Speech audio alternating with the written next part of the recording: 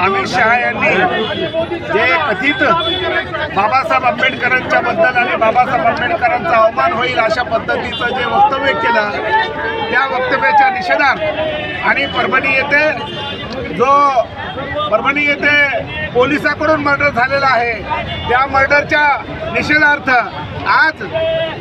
बीड शहरामध्ये जिल्हाधिकारी कार्यालयावर महिलांनी तरुणांनी मिळून हा निषेध आक्रोश मोर्चा काढलेला आहे आणि आक्रोश मोर्चामध्ये एकच मागणी आहे की जे बाबासाहेब आंबेडकरांच्या संविधान विरोधी आहेत मग ते अमित शहा असतील मोदी असतील किंवा या महाराष्ट्राचे मुख्यमंत्री असतील यांच्यावरती कारवाया झाल्या पाहिजेत आणि ज्या पोलिसांनी अन्याय अत्याचार केला त्या पोलिसावरती 302चा म्हणजे खुनाचा गुन्हा दाखल झाला पाहिजे ही मागणी घेऊन आजचा मोर्चा संपन्न होत आहे आणि या लोकांची एवढीच मागणी आहे की अशा लोकांना ताबडतोब त्यांच्यावर कारवाई झाली पाहिजे आणि त्यांना जेलमध्ये त्यांची रवानगी केली पाहिजे अशा पद्धतीची मागणी घेऊन हा